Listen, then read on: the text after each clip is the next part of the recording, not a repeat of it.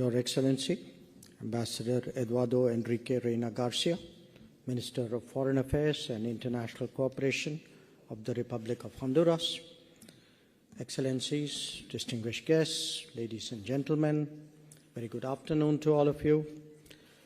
It is a great privilege to join you all today for the official inauguration of the Embassy of the Republic of Honduras in New Delhi. This occasion marks a significant milestone and opens up a promising new chapter in the warm and long-standing relationship between our two countries. Minister, let me first acknowledge the statement of solidarity that we heard from your country on the cowardly terrorist attack in Pahalgam, and we particularly value your public commitment to opposition to terrorism in all its forms, and the fact that it is something which is completely unacceptable to any form of civilized world. We very much appreciate your support and solidarity as we battle terrorism today in our region.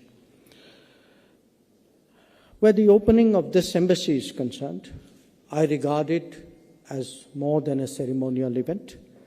It is a testament to the shared vision and mutual commitment of our two nations to deepen our bilateral ties, to fortify our institutional linkages, and to expand the frontiers of our cooperation.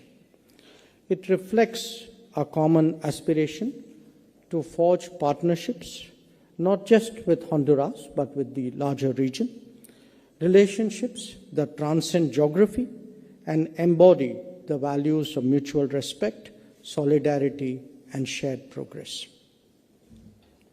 Excellencies, dear friends, since the formal establishment of diplomatic relations between India and Honduras on the 28th of September 1994, our relationship has grown steadily across multiple dimensions: political, commercial, developmental, and cultural. Our engagements have been guided by a spirit of friendship and a strong belief that international cooperation serves the broader interests of humanity. In the last 3 decades, our economic engagements have grown steadily. They've been underpinned by trade, by investment, by technical cooperation. Bilateral trade is today a little in excess of $300 million, 310 to be exact. And we have a diversified basket which includes pharmaceuticals, textiles, automobiles, and machinery, while we import coffee, wood, and leather from Honduras. Now, this commercial exchange highlights the considerable potential that exists in areas such as agribusiness, renewable energy, healthcare, information technology, manufacturing. In fact, Minister, all the areas that we discussed today in our very productive talks earlier in the afternoon. We recognize the need today to strengthen our business-to-business linkages, to foster greater investment partnerships, and to explore complementarities while exchanging experiences.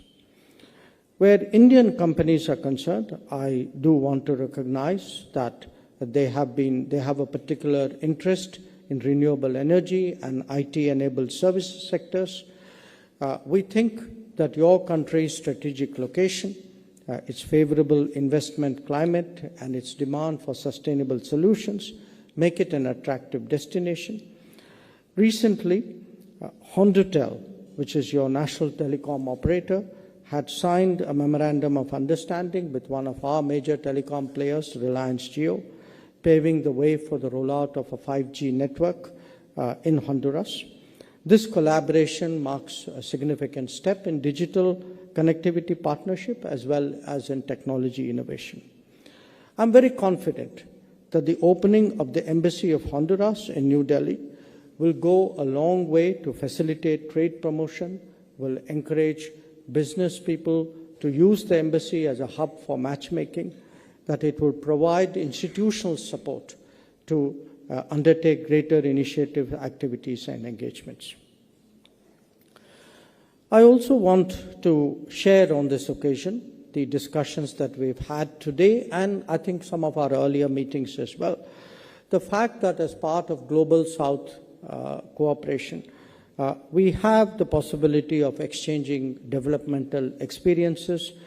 We particularly focused, I think, on health, and also I want to mention that we are now engaged in installing an early warning system, which is developed by CDOT, which is aimed at strengthening Honduras's preparedness for disaster resilience. Our collaboration on the global stage has found many meaningful expressions, including in the United Nations. We very much value the consistent support that we receive from Honduras in various multilateral activities. I also want to mention the Indian diaspora in Honduras. It is small, but it is vibrant, and it contributes significantly to the local economy, as well as serves as a living bridge of friendship. We are very encouraged today to see the enthusiasm for Indian culture in Honduras, widespread interest in yoga and traditional Indian wellness practices. And again, I'm sure that the establishment of an embassy here would serve to make that living bridge that much more effective. Let me again stress this broader engagement today that India has with Latin America and the Caribbean. I think it has seen considerable progress in the last few years.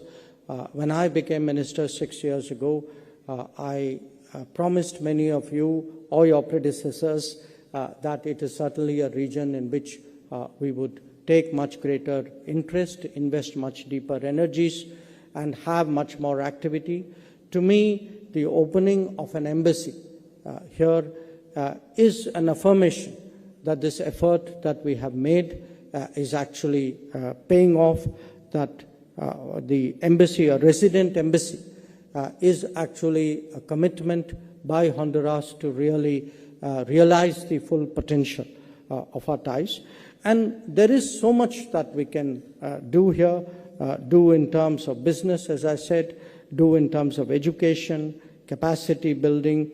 Our iTech program has already been active for many years in Honduras, and we certainly hope that it is something which would grow both in its quality and in terms of the importance of its contribution.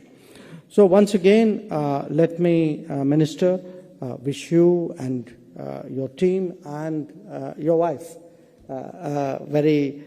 all the best on this important occasion. We really, really appreciate the opening of a resident mission. We see this as one more step in solidifying our relationship with the region. So I'm sure many of our colleagues from Latin America would also join me in welcoming the opening of a resident mission. Once again, my warmest congratulations, and I hope that your presence here today and the opening of a resident mission will create the basis for much more intensive interactions between us in times to come. Thank you very much.